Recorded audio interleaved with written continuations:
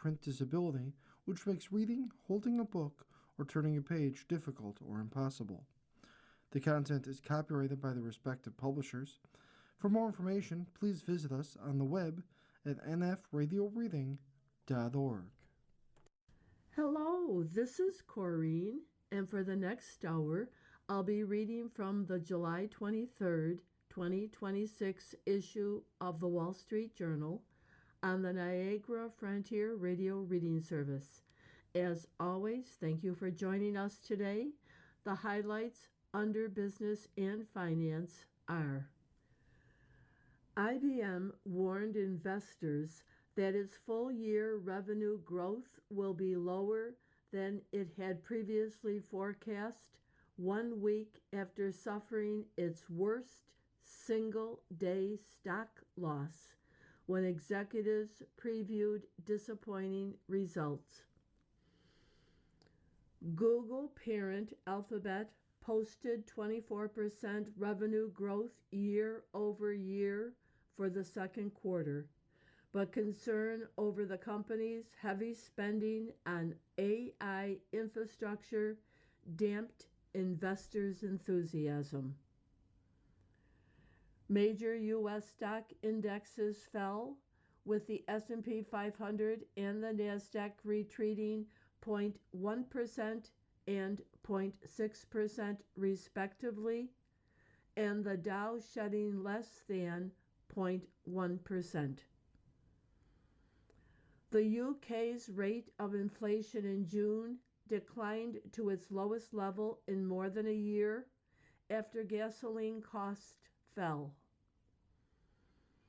The EU approved Paramount's $81 billion bid to buy Warner Brothers Discovery after the companies offered concessions related to film distribution in Europe. Airbus shares in Paris rose 7% after the group said it aimed to significantly boost its profitability in the coming years from sales of commercial and military aircraft. British digital bank Revolut undertook a secondary share sale, increasing its valuation to $115 billion from $75 billion late last year. OpenAI raised its projected spending on computing power to around $750 billion through 2030, up from an earlier projection of roughly $600 billion. AMD and Anthropic signed a deal for tens of billions of dollars worth of AI servers, supplying Anthropic with much needed computing power. Now for the key articles under the Worldwide section.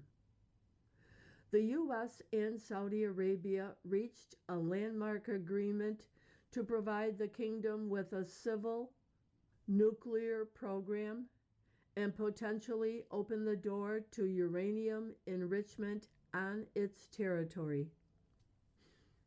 The U.S. is surging forces, medics, and weaponry to the Middle East to give Trump more muscular military options as he considers expanding the conflict against Iran.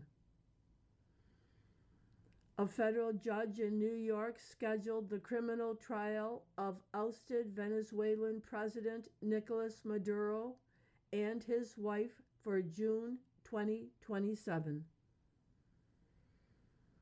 Landlords filed a lawsuit seeking to overturn the new rent freeze on New York City apartments, challenging Mayor Zoran Mandani's signature campaign issue.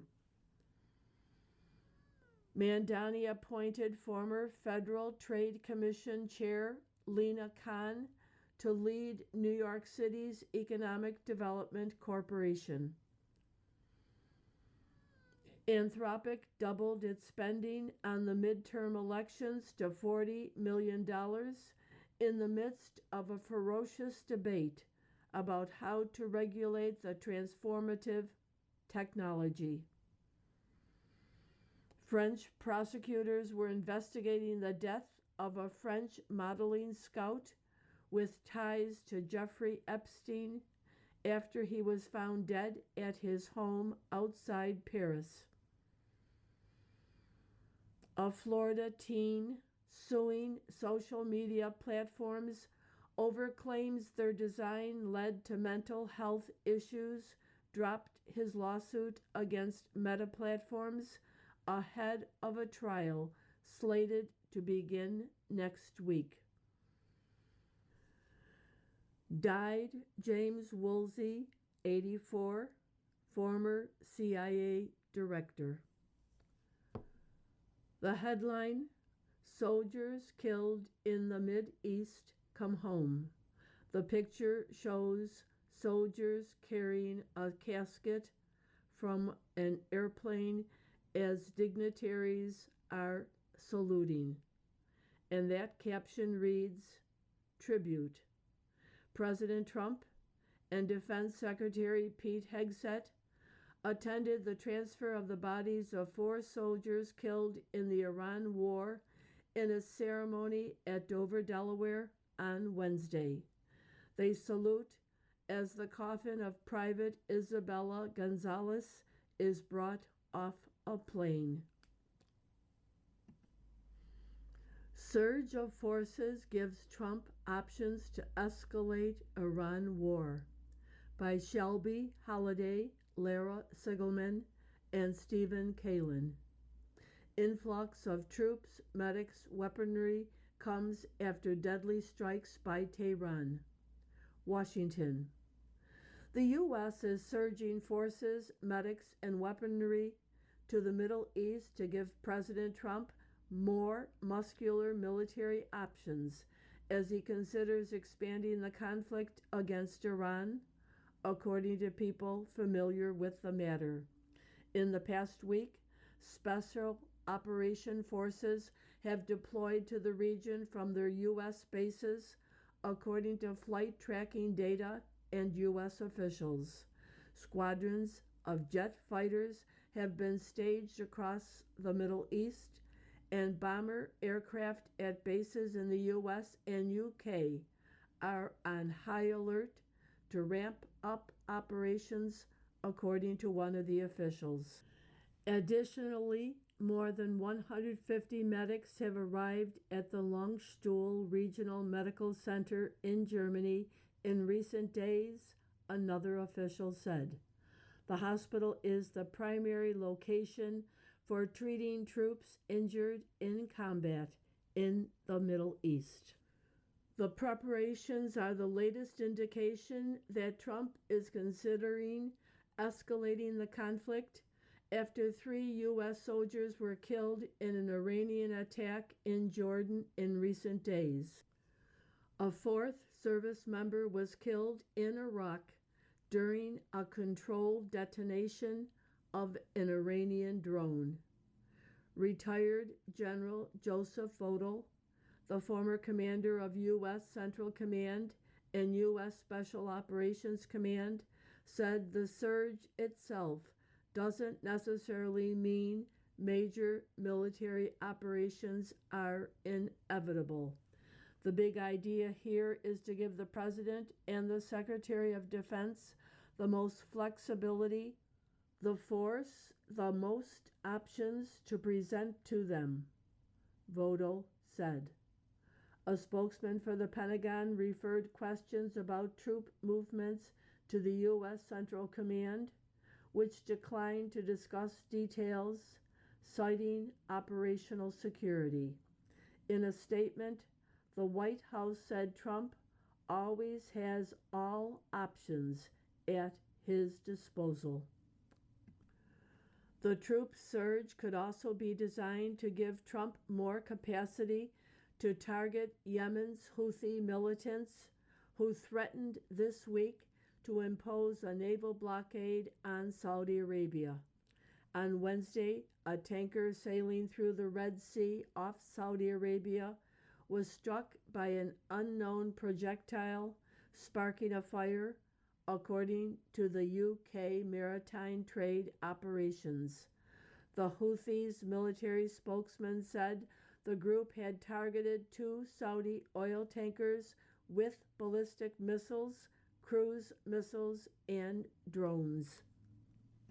Concerns have risen in Washington about the U.S.'s endgame and the mounting cost of the war, which has reached more than $37 billion, according to congressional testimony this week by Defense Secretary Pete Hegseth. Returning to all-out war also risks further draining U.S. munitions and exacerbating disruptions to global oil supplies as Iran continues to attack commercial ships transiting the Strait of Hormuz.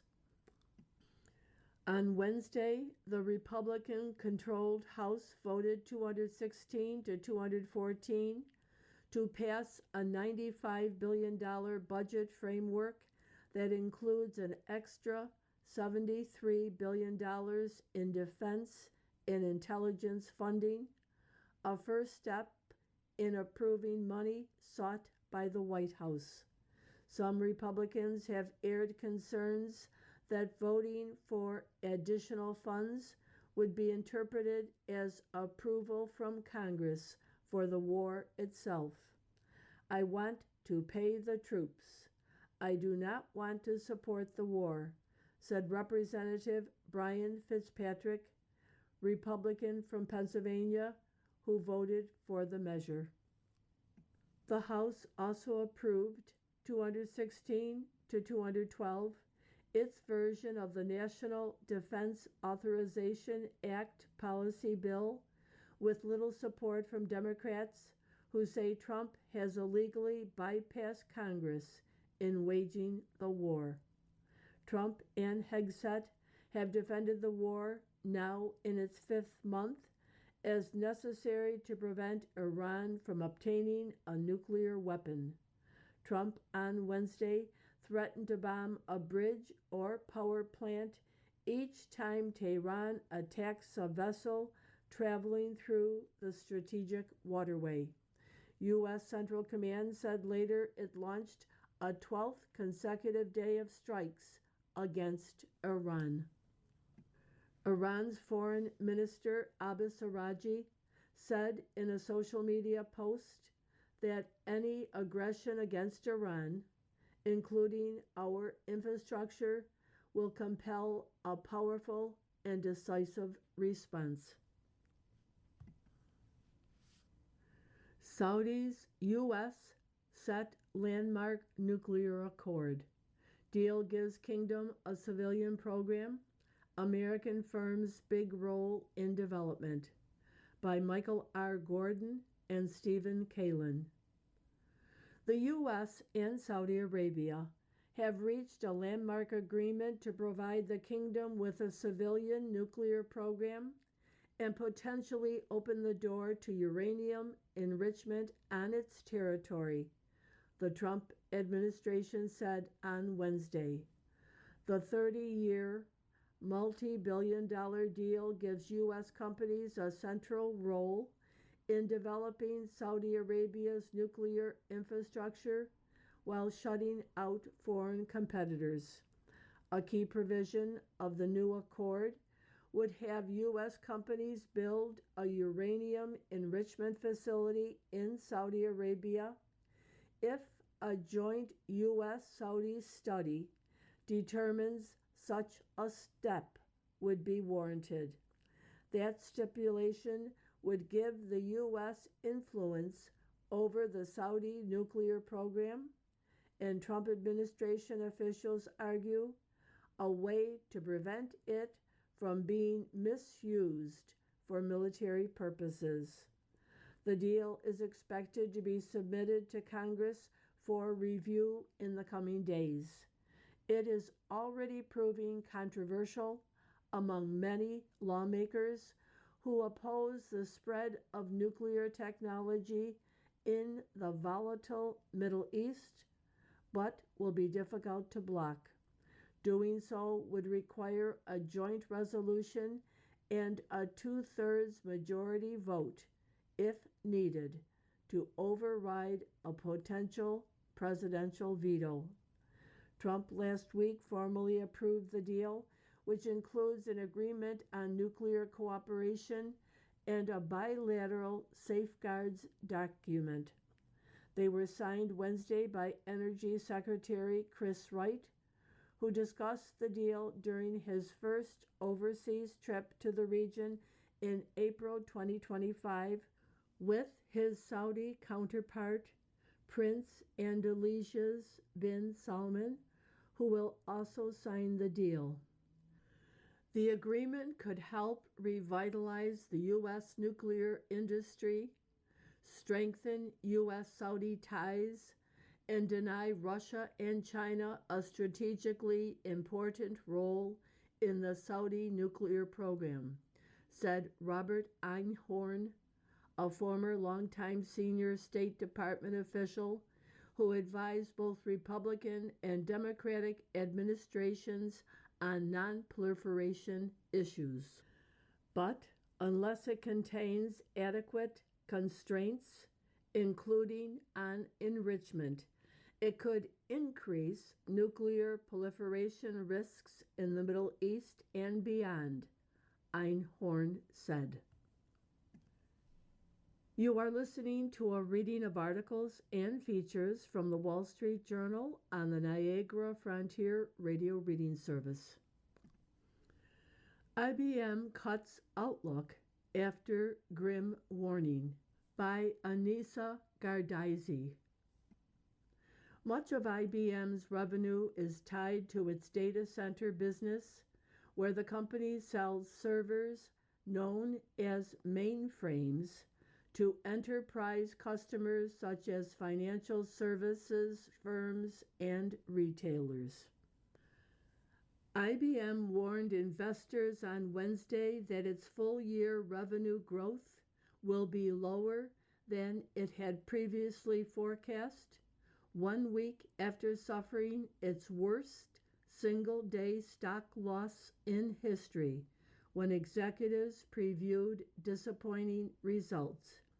International Business Machines posted its second quarter earnings Wednesday, confirming the results that it previewed last week in a rare move that erased about $67 billion in stock market value. Big Blue's infrastructure revenue of $3.8 billion was down 7% from a year earlier. That unit was pulled down by lower than expected sales of data center mainframes, which fell 42%. IBM now expects full-year revenue growth to be in a range between 4% and 5%. Earlier this year, the company projected full-year growth of more than 5%. More than 1,000 Americans racked up IRAs worth at least $25 million by Ann Tergeson and Theo Francis. The average American family has about $268,300 in individual retirement accounts. Gregory Bazukis holds at least $68 million and possibly a whole lot more. Bazuki, 61 years old, is one of hundreds of people who bought stakes in promising startups when the shares were worth peanuts, stashing them in retirement accounts and watching their values balloon to 8 figures or more. What they are getting essentially is the mother of all tax breaks.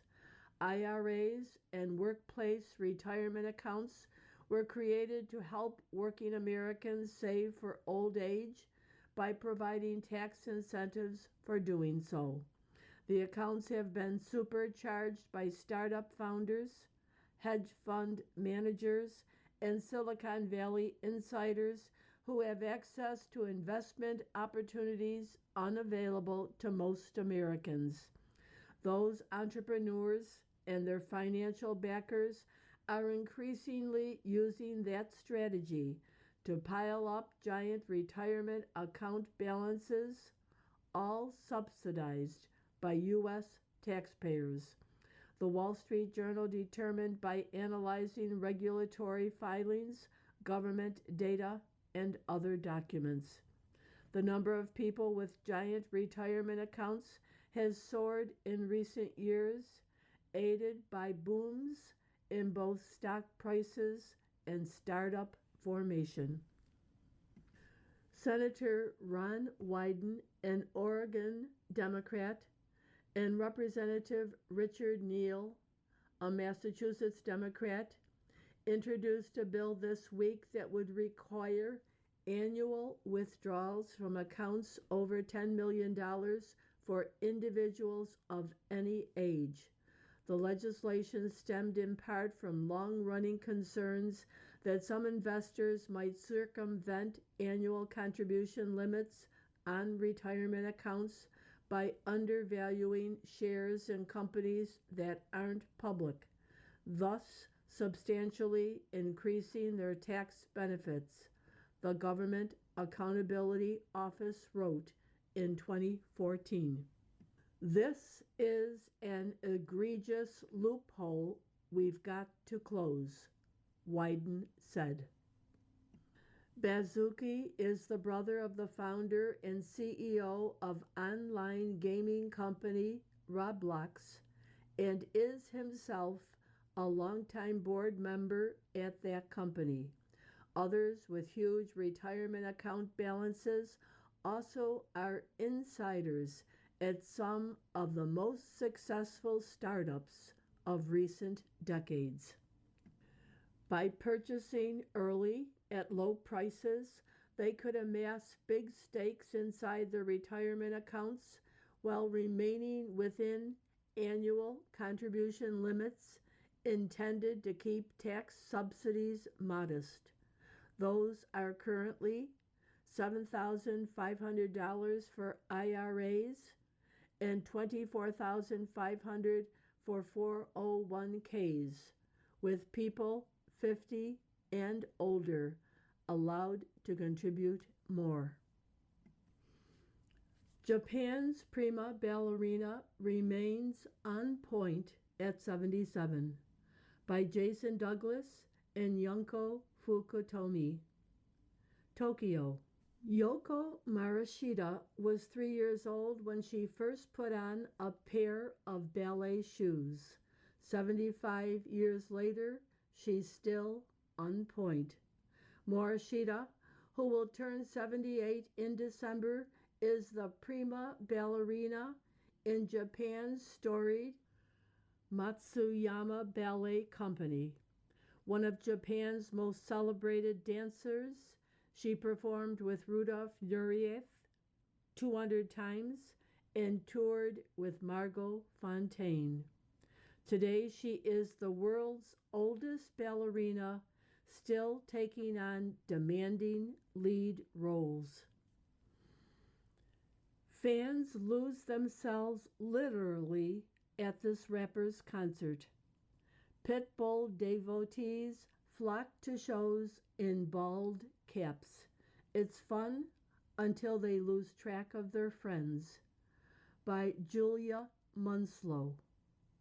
As a crowd of mostly women danced the night away at Pitbull's recent concert in London, barely a hair was out of place. That's because fans of the man born Armando Christian Perez have an unofficial dress code at his shows that emulates the rapper's signature look. Aviator sunglasses, a black tie, and a white shirt, topped off with a bald cap. It's embarrassing if you don't come with one, Christy Downs, 35, said as several other pit bull lookalikes strode through Hyde Park on the way to the show. But as Downs and other members of the Bald Cap Brigade often learn, loyalty can come at a price. You start walking off with the wrong pit bull, said Downs. I'm walking and I'm like, oh, I'm with Denise. No, I'm not. I'm with Dave. I don't know Dave. Factor in the patchy phone service, and getting lost is almost inevitable. Leaving the front page, USMCA discussions could roll into 2027 by Gavin Bade. The negotiation of the U.S.-Mexico-Canada agreement could stretch into 2027, the U.S. trade chief told senators Wednesday, though the Trump administration hopes for some partial agreements with Canada and Mexico by the end of this year. The U.S. wants to have separate interim agreements with Mexico and Canada ready for President Trump to review by the end of this year, U.S. Trade Representative Jamieson Greer told the Senate Finance Committee. But talks on other issues, like how much American content must be in automobiles and other products, could take more time. New York City landlords sue over rent freeze. Mayor's housing plan faces first legal test as plaintiffs decry review board process. By James Finelli and Rebecca Picciotto. A group of landlords filed a lawsuit on Wednesday seeking to overturn the new rent freeze on New York City apartments, the real estate industry's first legal challenge to Mayor Zohran Mamdani's signature campaign issue.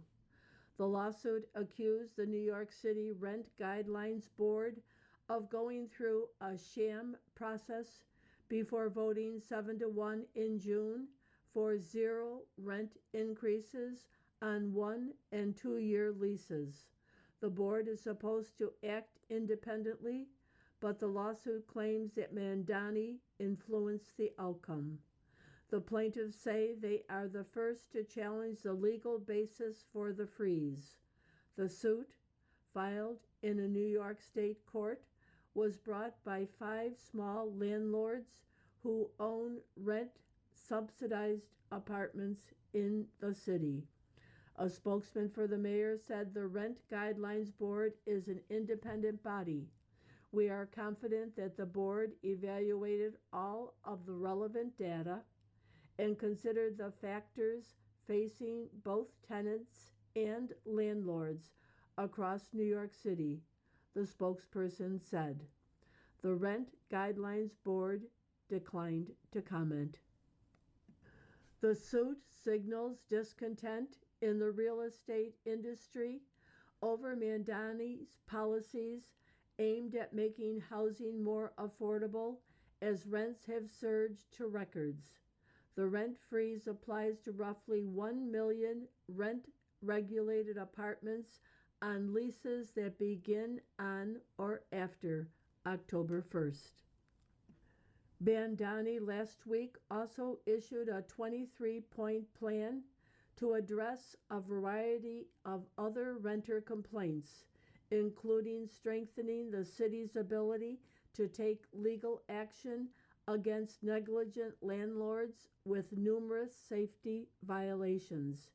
Real estate Group said the plan unfairly demonizes their industry.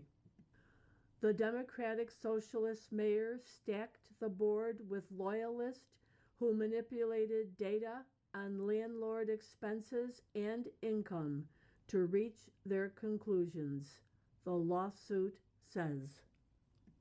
Other former mayors, such as Eric Adams, also appointed a majority of the board's members, but the suit says Mamdani had City Hall representatives give board members a special briefing on the true cost of living in New York City, leaving no doubt what the mayor expected of his hand-picked board supermajority.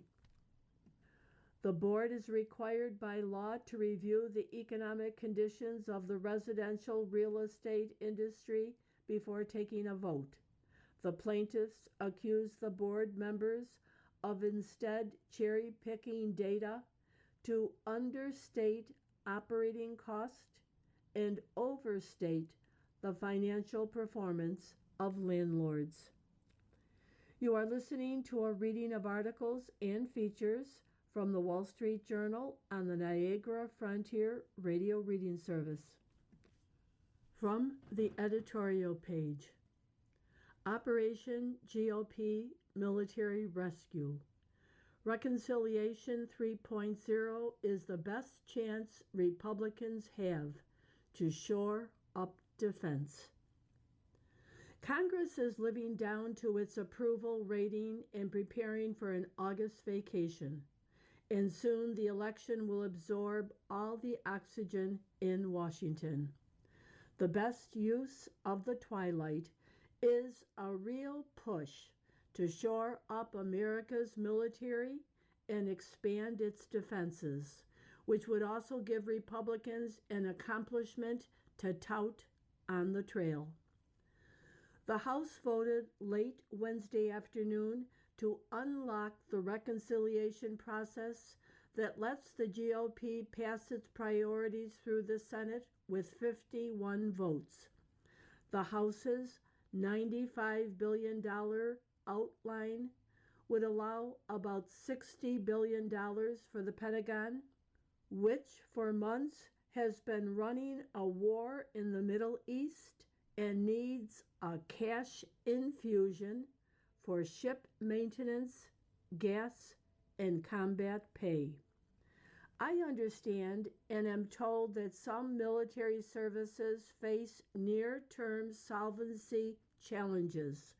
Senator Susan Collins of Maine said in a committee hearing about the administration's Iran war requests this week. Near-term solvency challenges isn't a phrase you want to hear from your bank or your military. In a saner Washington, a bill to keep America's military in fuel during combat would pass with unanimous consent. But Democrats are willing to cut off the troops, even as U.S. forces strike Iran almost nightly. The clerics in Iran understand that U.S. congressional dysfunction is one of their wartime assets.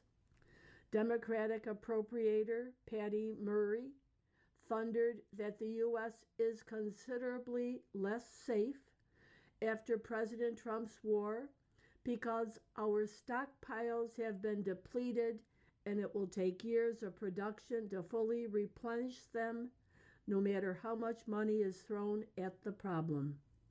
But she opposes funding for the express purpose of buying and producing more missiles.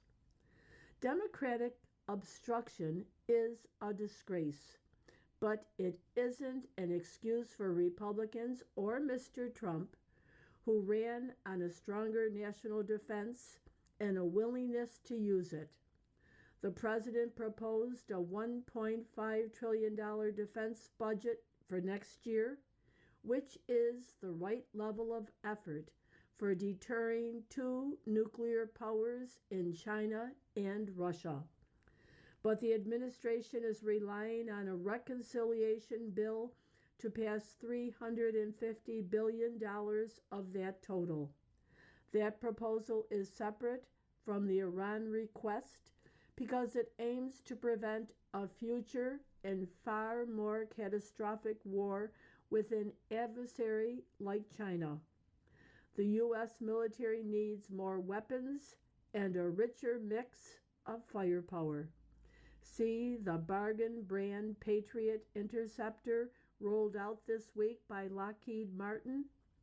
The U.S. is on the edge of breakthroughs in defense technology, but the government has to buy the products so investors take the risk. A missing ingredient is sustained funding from Congress, which brings us back to the House. GOP leaders seem to think $95 billion is all that its narrow majority can bear in a reconciliation bill, and the conference's fiscal hawks want compensation cuts. But if the GOP can't muster the votes for more health care reform or pro-growth tax policy, the least it can do is prepare the U.S. for advances in drone warfare and artificial intelligence risks. They won't get this chance again if Democrats take Congress, as they probably will. The better approach is to combine as much as politically possible of the president's proposed $350 billion in the Iran money into one GOP reconciliation bill.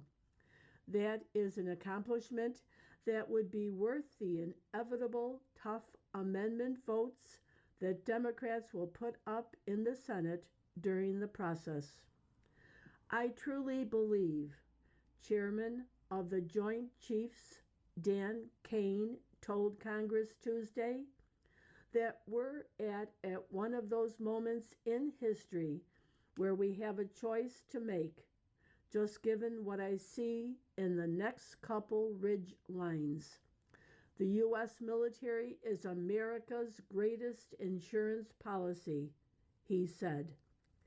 And as difficult as it is to pay for insurance before we need it, the U.S. must have insurance before the storm comes. If there's a better use of GOP's waning majority than buttressing American defenses, we haven't heard it. Saudi nuclear enrichment is a mistake. Trump made the hard decision to fight in Iran, but flunks the easier one. Why does Saudi Arabia need to enrich uranium on its home soil? The answer isn't complicated. It doesn't, unless it would like to establish the rudiments of a nuclear weapons program as a contingency. The more difficult question to answer is why the Trump administration is going along with it.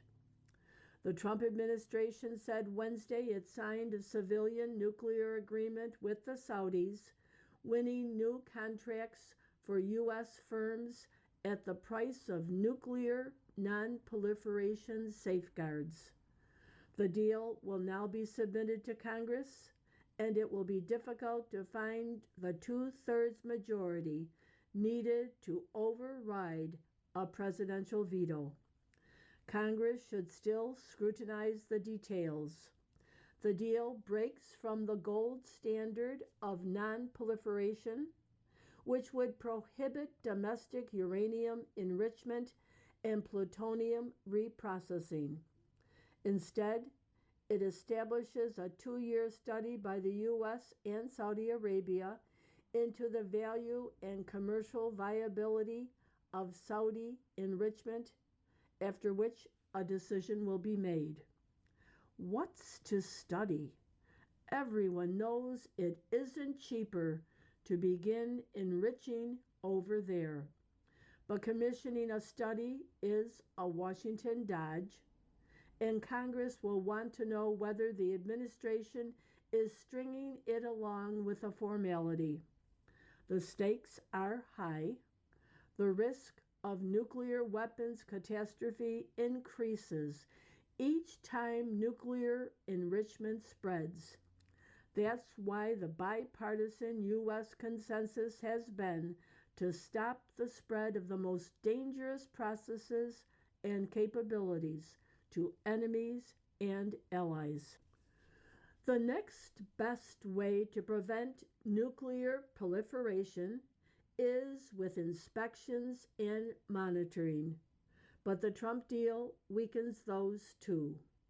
The tried and true method is the International Atomic Energy Agency's additional protocol. The United Arab Emirates signed up for it, along with the gold standard of no domestic enrichment, as a condition of its 2009 nuclear deal negotiated largely with George W. Bush. But now the Saudis have been allowed to reject the additional protocol and receive U.S. support all the same. The Trump administration says it has devised a bilateral safeguards agreement of its own, but we doubt the Saudis rejected the standard protocol in favor of even stricter inspections. They are bound to be weaker, establishing the precedent that each U.S. ally can push for its own preferential monitoring. Expect Turkey and Egypt to come calling, and we know how this president loathes to say no to Turkey's Recep Tayyip Erdogan. And why would the UAE, which has been a far better ally to the U.S. than Saudi Arabia during the war with Iran, now be content to follow the rules alone?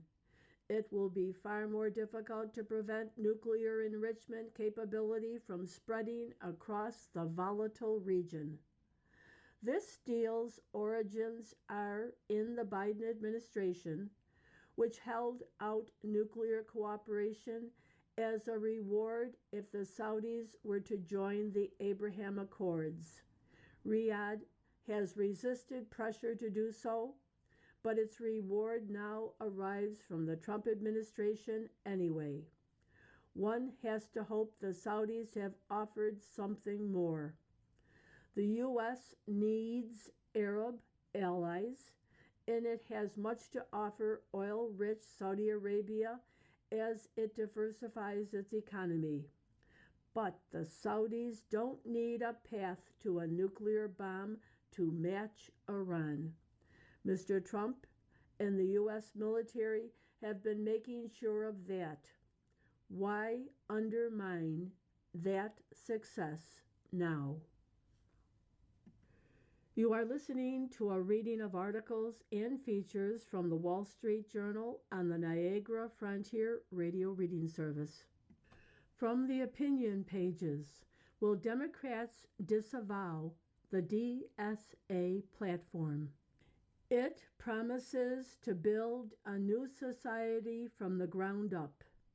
France tried that in 1792. By Karl Rove. It's a seductive tale. Nasty villains with evil plans to make us miserable. But they can be beaten. When they are, life will be fuller and more rewarding with peace and harmony forever. All you have to do is elect us. That's no second-rate movie script.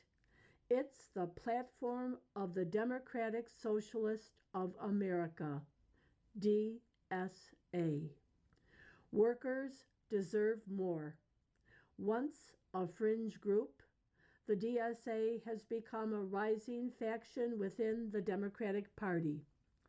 The DSA platform calls food, education, energy, medicine, and transportation common goods and utilities to be run by government through public ownership of the largest corporations and essential industries.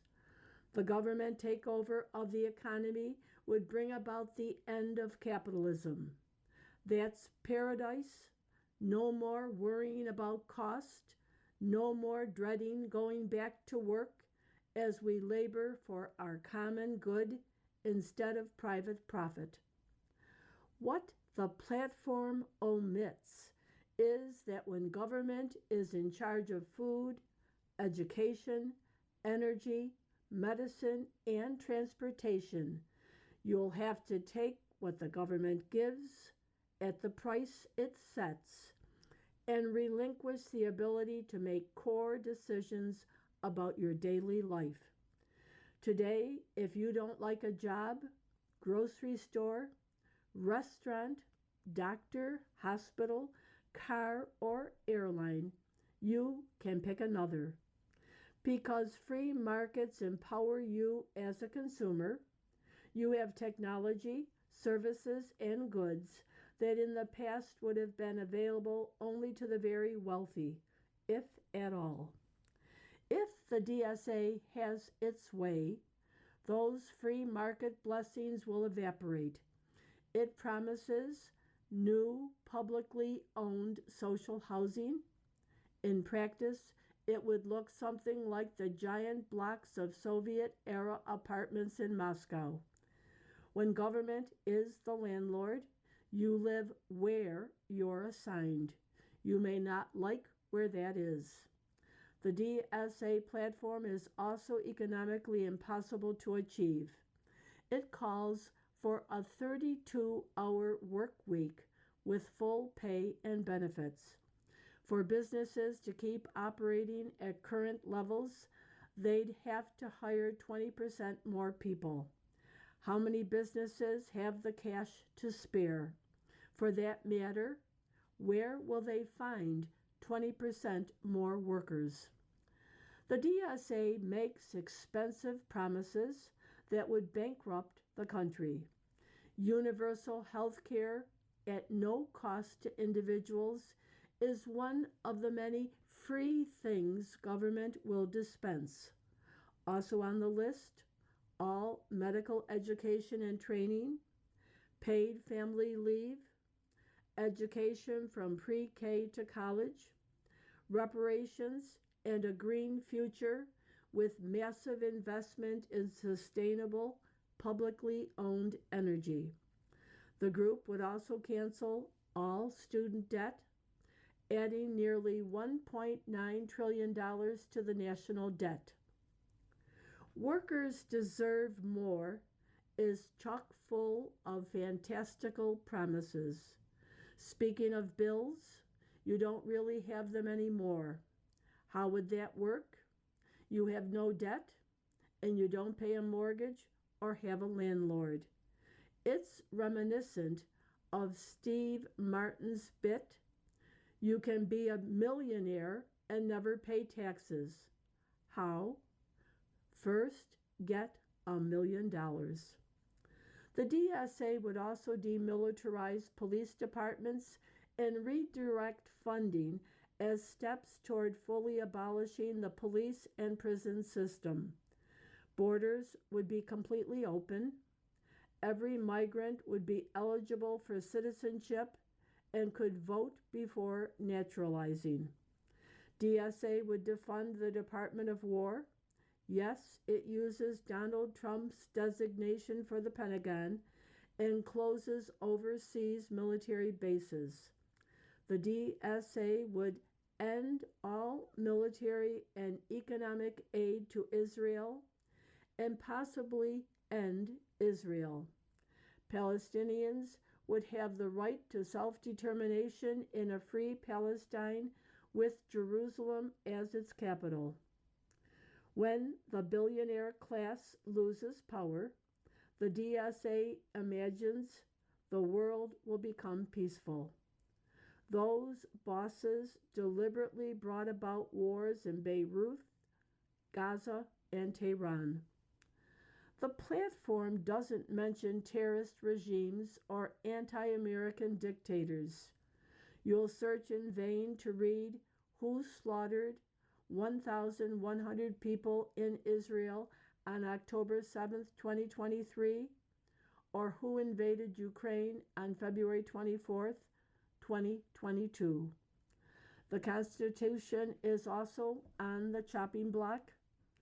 Building a New Society from the Ground Up, France 1792, and Russia 1917, anyone? Entails making the District of Columbia a state expanding the size of the House, and instituting ranked choice voting. Also abolishing the Senate and the Electoral College, though the latter wouldn't give way to the popular vote. Instead, the platform calls to replace the President and Supreme Court with an executive and judiciary chosen by and subordinate to Congress. The DSA platform is a huge gift for Republicans if they focus on its substance. For Democrats, it's a real threat, but also an opportunity. Wise Democrats will define themselves by what they're against. Not only Mr. Trump, but also the hardcore socialists in their midst. Democrats need to find the courage to say that the DSA is a wrecking ball that threatens to destroy both the party and America. Letters to the editor. The GOP's reconciliation gets the job done.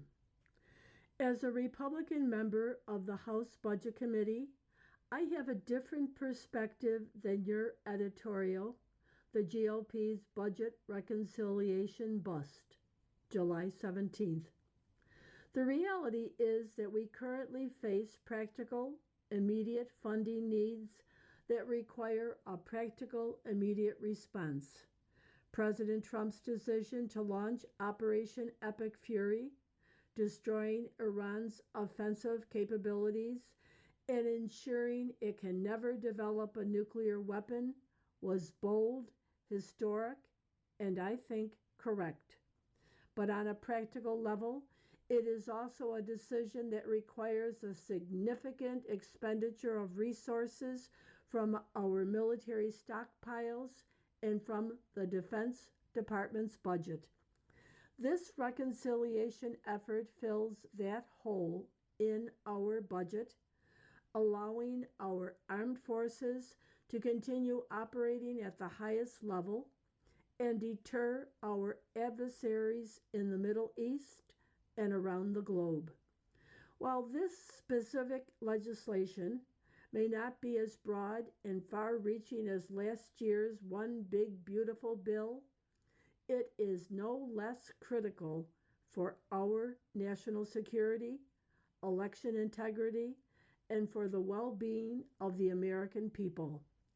Many of the concerns your editorial raises seem to be born of the belief that Republicans are certain to lose power in November, so it's worth cramming in whatever the GOP can to this last legislative hurrah. I disagree. Legislation by panic is no way to govern. Republicans should operate with seriousness and a steady hand to address the hole in our defense budget and to ensure the safety and security of our people. Since the 2024 elections, Republicans have made sweeping reforms to lower taxes for seniors and working families, crack down on wasteful spending, cut the bloated federal bureaucracy, end the wasteful flow of our tax dollars to U.S. aid boondoggles, and revitalize the flailing Biden-era economy. These efforts stand in stark contrast to the Biden administration's mismanagement, and I trust that Americans understand the difference well. The reforms necessary to fix our health care system, address the national debt, and effectively deter our adversaries on the world stage will never be achieved by a single Hail Mary piece of legislation. It will require years of steady and effective governance. That is what Republicans are committed to providing, and this budget reconciliation effort is an important piece of that plan. We must never let the needs of our service members go unanswered. From Representative Addison McDowell, Republican from North Carolina. Another letter, the topic, the real threat to democracy, voter apathy. Regarding Senator Lisa Murkowski's op-ed, Why I'm Voting Against the Save America Act, July 18th, I am a GOP precinct chairman here in Harris County, Texas, and the main purpose of my role is to encourage the voters in my precinct to take the time to cast their ballots, albeit as a partisan. But the job is equally difficult for both parties. All of President Trump's voter fraud claims and all of progressives' foolishness about how we are seeing an existential threat to democracy pale in comparison to what I see. Voter apathy and accompanying low turnout is the number one threat to our representative republic. Our system only functions if citizens vote for who we wish to represent us and hold those representing us accountable for defending our constitutional rights. Perhaps the government should fine every voter $250 for each election in which he doesn't participate.